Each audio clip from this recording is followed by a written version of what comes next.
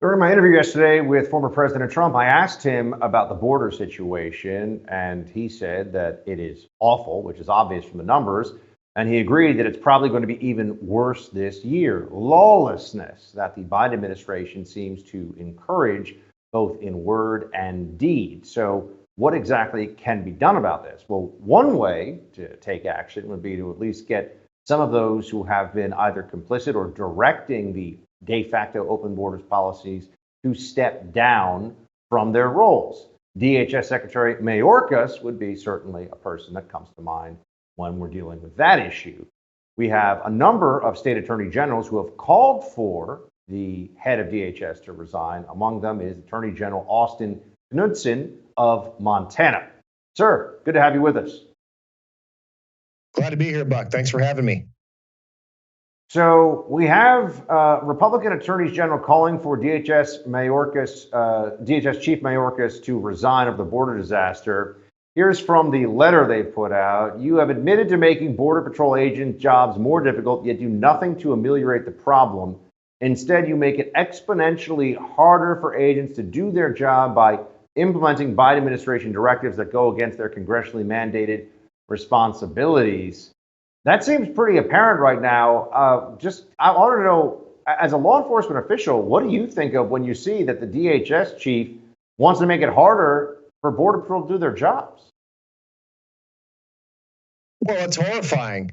I get asked fairly often, why does a northern tier state like Montana care about what's going on the southern border? But Buck, I can tell you, we're dealing with a huge crime increase. We're dealing with a huge illegal drug problem in Montana, and the two of them are completely intertwined. So this is absolutely affecting us here in Montana. We're also a border state. We've got a lot of Customs and Border Patrol agents here in Montana. They oftentimes get shifted down to the southern border and do work down there. And I talk to those guys. I talk to those agents. Morale is at a real low point in Customs and Border Patrol, because they're literally being ordered to stand down and ignore federal law. And when we're just flinging the door wide open and letting people cross the southern border with impunity, bringing God knows what with them, we shouldn't be surprised that we're seeing these kind of crime increases and drug increases all across the country. The Republican attorneys general have also pointed out that there was the suspension and cancellation of border barrier construction, which has further exacerbated the crisis and is yet another strategy you have reversed course on. We have seen no change in this. There's no national security if our border is wide open. There's no production of barrier going on. When you speak to folks about, you just mentioned you've got Border Patrol in your state. You are a border state, just a different border. When you ask, or when this issue comes up of the cessation of building some kind of barrier, fence, or wall at our southern border, what are those agents tasked with trying to secure the border say about this? If it feels like their job is intentionally being made harder to outsiders who are watching what the Biden administration is doing. Well, you've got a couple things that happen there. I mean, you've got law enforcement professionals in Border Patrol. These are truly our law enforcement folks that want to protect their country, and they're being ordered instead to be a glorified Ellis Island. So I mean, that's horrible for morale. But I'll tell you, Buck, I was just down the southern border about 3 weeks ago with several state AGs. General Ken Paxton from Texas had us all down there. I saw this with my own eyes. I saw sections of the wall that had been built under President Trump, and you could literally see where they stopped and just piled up all the steel that is now just sitting there, rusting and literally rotting.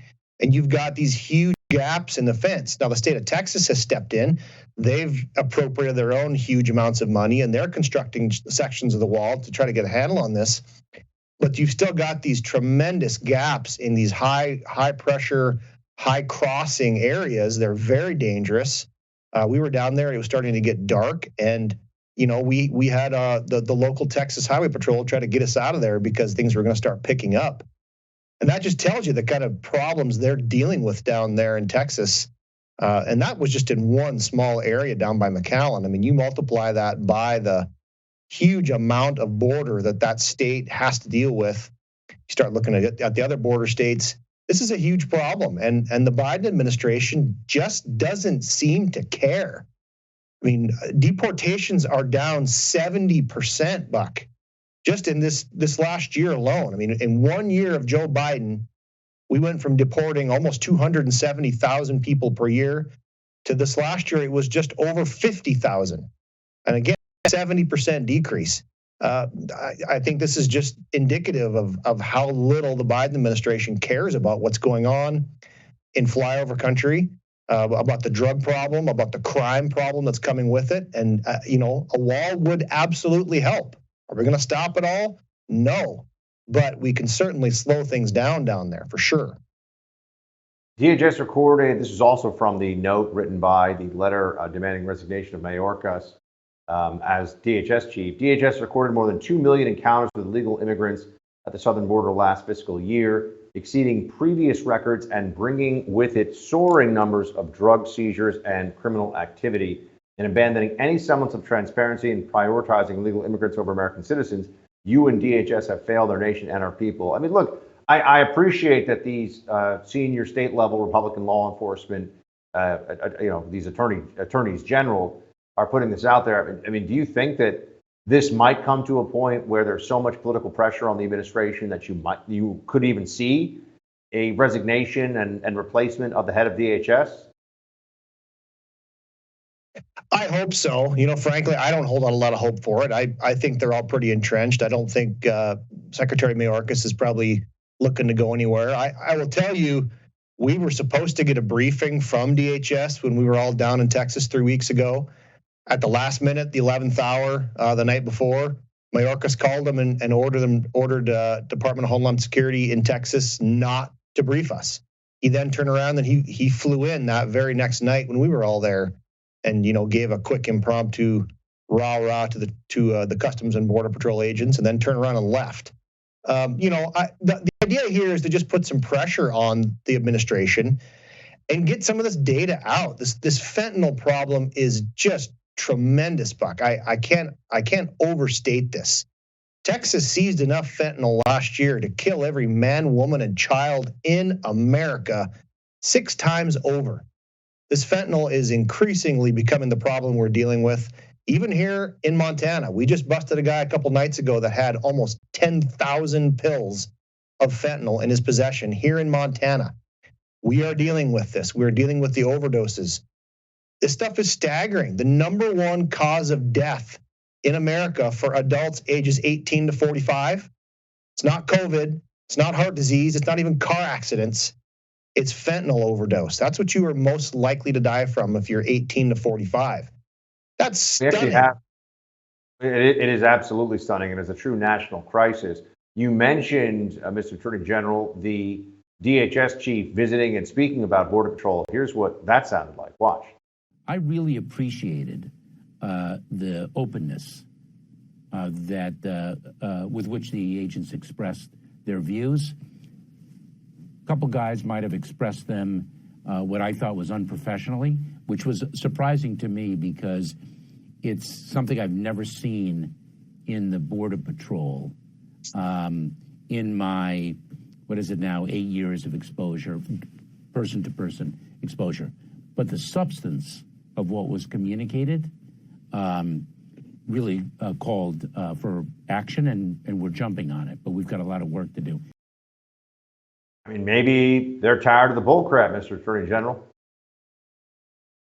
I mean, nothing about that statement is surprising, Buck. I have no doubt he's never heard sentiments like that in Washington, D.C.